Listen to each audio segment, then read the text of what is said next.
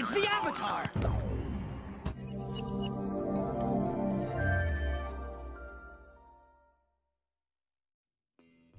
Meskipun kebanyakan penjahat di film-film selalu ditakdirkan untuk kalah dan diciptakan untuk dimusuhi oleh sang karakter utama, tapi ada beberapa dari mereka yang bisa membuat para penonton respect terhadap mereka. Mungkin karena mereka punya masa lalu yang buruk, sehingga mereka melakukan hal tersebut. Ya, walaupun tetap saja cara mereka yang salah. Dan karena hal tersebut, terkadang para penjahat-penjahat ini menjadi populer dan bahkan diidolakan oleh beberapa orang, atau setidaknya memberikan respect lah. Dan di video kali ini, gua akan mengurutkan top penjahat atau last boss di setiap seasonnya di The Legend of Korra. The Legend of Korra sendiri terdiri dari 4 book atau season, dan di setiap seasonnya, tiap penjahat utama yang dilawan Korra dan kawan-kawan akan berbeda-beda. Oke, tanpa basa-basi lagi, ini dia top 4 musuh Korra terkuat dan beberapa info menarik tentang mereka.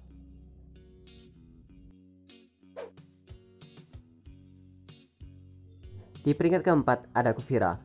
Kufira yang awalnya jadi sekutu dan menjadi orang kepercayaannya Suyun Beofong di klan metal.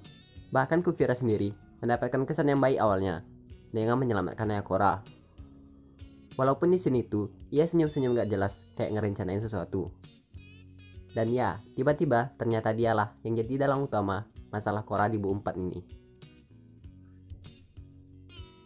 Kufira sendiri berambisi untuk menyatukan seluruh kerajaan bumi dalam satu kepemimpinan. Ia sendiri menyatukan kerajaan bumi dengan sedikit ancaman atau kekuatan gitulah. Paham seperti ini biasanya disebut dengan fasisme.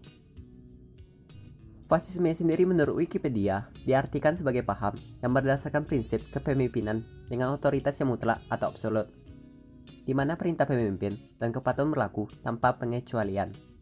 Untuk keterangan lebih lanjut, bisa kalian googling biar lebih jelas. Karena masalah soal paham kayak gini cukup riskan untuk dibahas, jadi gua akhiri sampai di situ saja. Bagi kalian yang masih penasaran, bisa kalian cari di Google untuk info pastinya. Dalam pertarungan, Kufira ini sebenarnya sangat menarik.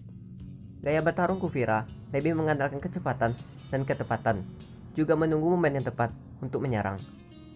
Gaya bertarungnya sendiri hampir sama kayak Airbender, yang juga mengandalkan kelincahan.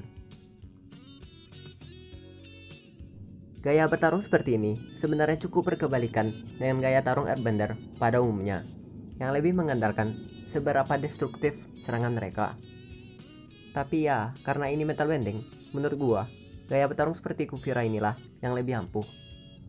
Tapi ini tetap kembali ke gaya tarung mereka masing-masing, dan gak ada yang salah dengan hal itu, asalkan mereka bisa memaksimalkan gaya bertarung mereka itu.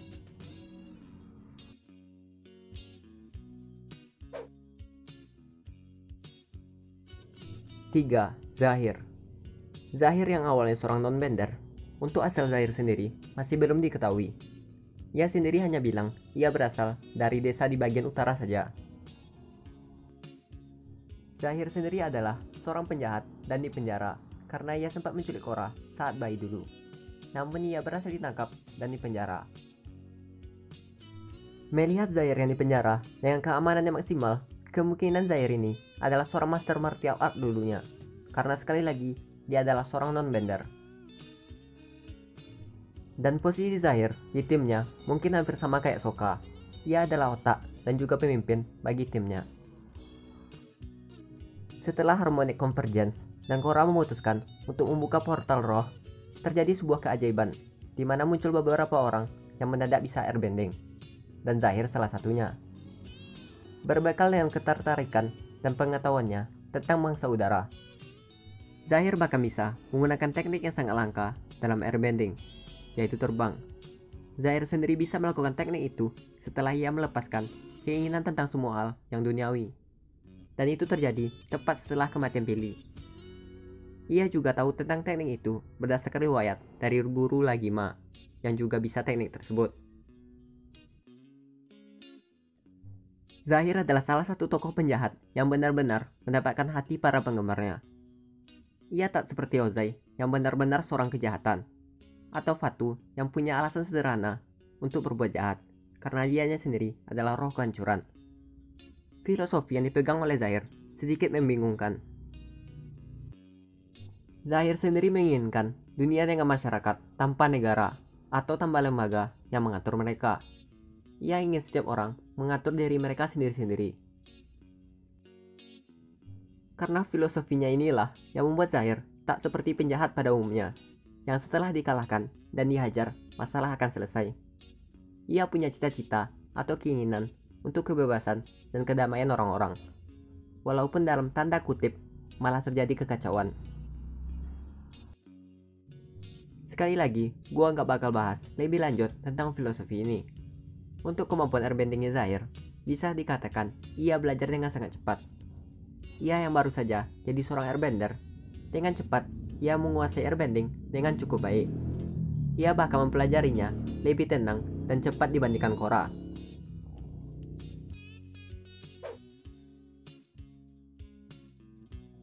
Nomor 2 adalah Amon. Amon yang seorang anak Yakone.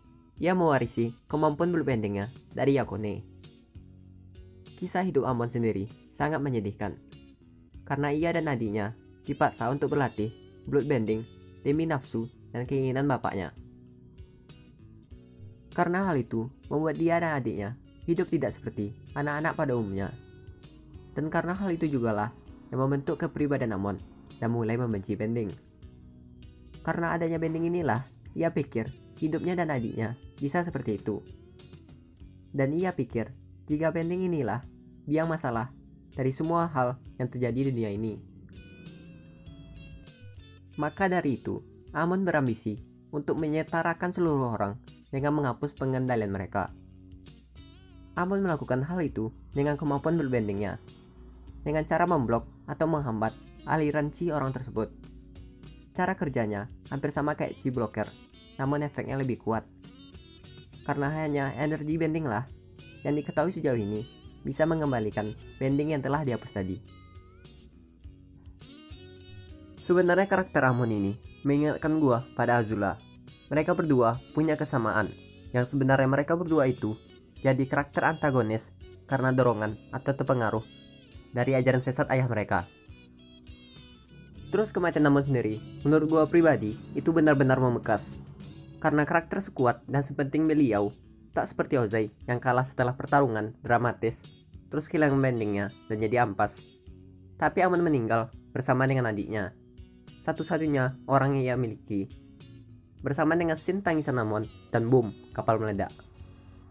Benar-benar simple tapi menyentuh untuk seorang villain sekelas Amon.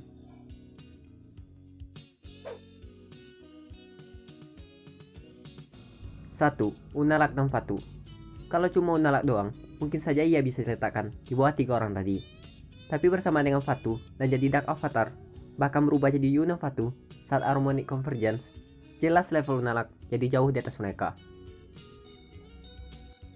Untuk skillnya sendiri, Unalaq juga bisa Spirit Bending.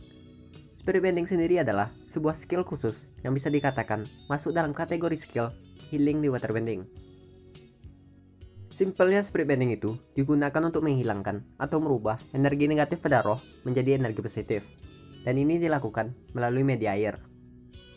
Air itu akan dialiri mengelilingi roh itu, dan saat air itu mulai memancarkan cahaya keemasan, saat itulah roh yang awalnya agresif akan mulai tenang, perlahan menghilang bersama dengan cahaya emas tadi.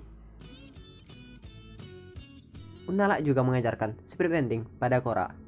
Ya, nggak ada hal yang cukup menarik lagi tentang kemampuan mereka berdua. Tapi ada satu kata untuk mewakili kekuatan mereka, yaitu kuat. Dah itu.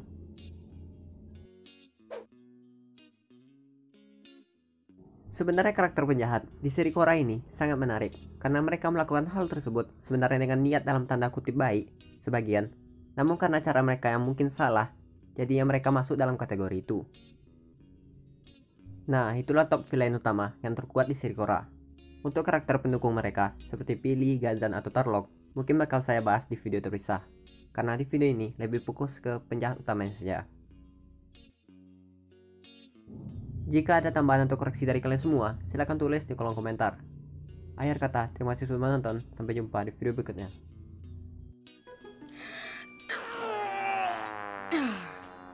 Do they have bathrooms in the spirit world? As a matter